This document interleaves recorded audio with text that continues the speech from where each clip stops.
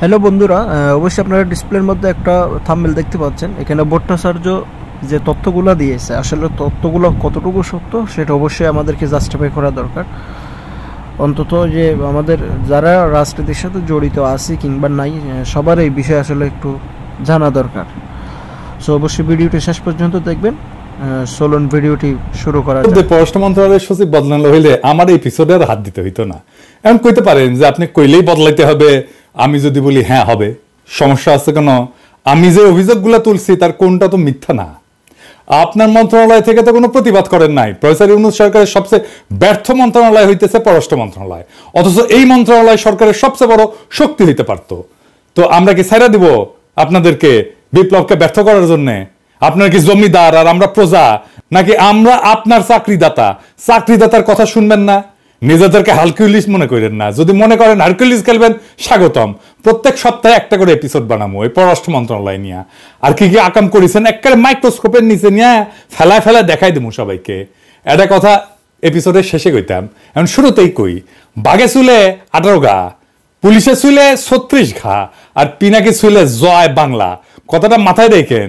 হয় তহিদ সাহেব আপনি আমারে কনভিন্স করবেন আমার তোলা অভিযোগগুলা মিথ্যা, অথবা জসিমকে পাছায় লাথি দিয়ে সরাইবেন। দুয়ের মাঝে কোনো যদি কিন্তু নাই। এবার নাহিদ, তোমারে বলি, এই যে গোলাম মোর্তজারে কোন আক্কেলে ওয়াশিংটনে প্রেস মিনিস্টার বানাবার জন্য সুপারিশ করেছিল, তা আবার সিনিয়র সেক্রেটারি র্যাঙ্কে, অ্যাম্বাসাডারের র্যাঙ্কে, ওয়ারেন্ট অফ প্রেসিডেন্সের সরা, মানে অ্যাম্বাসাডারের চাইতো সিনিয়র পোস্টে তারে প্রেস মিনিস্টার বানানো হয়েছে। মানে এই যে 15 আলো মতি রহমানের লাগে এত পিতলা খাতির তোমার এই জন্য কি? হ্যাঁ পুরে বাপরে, হাতের তালি। হ্যাঁ 15 আলোর লগে লতকালতকি যে করবে না, যারাই করবে বাংলাদেশের রাজনীতিতে তারা অপ্রাসঙ্গিক হয়ে যাবে। গোলাম মুর্তজারে ওয়াশিংটন ডিসিতে পাঠানোর জন্য সুপারিশ করার নাহিদ, আমি মরে যাওয়ার আগে পর্যন্ত দোষারোপ করে যাব। এই হারামজাদা উঠি বসে মঙ্গল শোভাযাত্রা। এই যে দেখেন, বাংলাদেশকে ইসলামকে ডেমোনাইজ করার ইন্ডিয়ান কালচারাল হেজিমনির পক্ষে বয়াদ উৎপাদন করায় আমার রক্তে, আমার অশ্রু, আমার কান্না, আমার ত্যাগ, আমার লড়াইয়ের পথ মারায় হারামজাদা। এটা আমি ছাইড়া দেবো? এটা আমি হবার দেবো? কয় আওয়ামী লীগের হরতাল আর সিপিবি অফিস দখল নাকি একই জিনিস। হারামজাদা গোলাম মোর্তজা বাপ সিপিবির প্রিন্সেস জিগা। আমি তারে আগের রাতে কইছিলাম কিনা যে তাকে অফিসে পরদিন ঢুকুম না? যা জিগা, আমার হাত পা ধরেছিল কিনা প্রিন্স, জিজ্ঞাসা কর। আগের দিন গণমিছিল বাতিল করেছে, গুতেরেস আছে সেই দিন, তাও আমি সেদিন ঢাকাত গেঞ্জাম লাগামু। তাই চাস গোলামের বাচ্চা, তোর যখন হাউস হচ্ছে কামটা করবো, শিগগিরি করবো। দায় গোলামের বাচ্চা তোর। দেখ আমি কি করতে পারি। তুই ওরে চাকরি বিধি শেখার নাই, ওই ফেসবুকে এইগুলা লিখবার পরে চাকরি করিয়া আপনার নামে মামলা দিব। চাকরি বিধি লঙ্ঘন করার পরে ওরে কিছু না কয়, ওরে যদি না খেদাইছেন পররাষ্ট্র মন্ত্রণালয় থেকে, তাহলে কোনো খবর আছে, আপনারও খবর আছে। এই গোলাম, তুই দেশে ফিরবো না? ফিরবো তো তোর গোয়ার মধ্যে ইন্ডিয়ান গিরিবাস কবুতর ঢুকে দেয় না, হাততালি দিব, হাততালি। আর গিরিবাস কবুতর খালি পাক মারবি তোর গোয়ার মধ্যে। খেয়াল রাখিস, হাসিনাকে আমরা শুধু খেদাই নাই, হাসিনার রাজনীতিও খেদাইছি। হাসিনা উত্তরে ইন্ডিয়ান সেকুলার অনুপ্রবেশ রাখবার পারবো না কয়ে দিলাম। যাক তহিদ সাহেব, যখন জসিমেক সরাবি না, তাই জসিমেক নিয়ে সেকেন্ড ডোজ দিয়ে আসেন।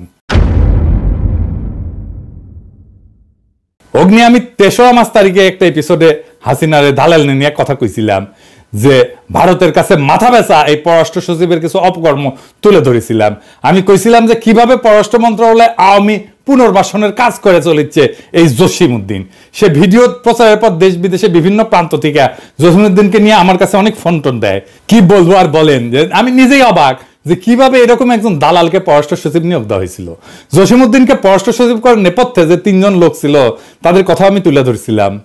এর মধ্যে একজন মোজাম্মেল, যে কিনা পরবর্তীতে জসিমের কুটচালে প্রধান উপদেষ্টা একান্ত সচিব হিসেবে নিয়োগপ্রাপ্ত হইয়াও সেখানে যোগদান করতে পারেন নাই। আরো ছিল জসিমের বড় ভাই, সাবেক বিএনপি নেতা এবং বর্তমানে এলডিপির রাজনীতির সাথে যুক্ত সালাউদ্দিন কারমা। ওই নাকি আবার বিএনপি ফিরিছে, এখন তো ফিরবি। তবে সবচেয়ে মুখ্য ভূমিকা পালন করছে পররাষ্ট্র উপদেষ্টা তৌহিদ হোসেন। আপনি নিজে এখনো ওর পিঠ বেঁচে যাচ্ছেন, জানি তো। তৌহিদ সাহেবকে নিয়ে আমার এপিসোডে আমি কোনো কথা বলি নাই। মুরব্বী মানুষ, বয়স হয়েছে, ইউনূস সরকারের উপদেষ্টা, তাই ভাবিছিলাম তার নিয়ে বেশি কোনো কথা বলবো না। কিন্তু আমাদের গ্রাম দেশে একটা কথা আছে না, আক্কেল মানুষের ঠুসা আর ব্যাকল মানুষের ঘুষা, একই কথা। কিন্তু আমাদের তৌহিদ সাহেব তো বিএনপির সুপারিশে সরকারের উপদেষ্টা হয়েছেন, তাই জনতার মুখের কথা ওনার কাছে কোনো গুরুত্ব বহন করে না।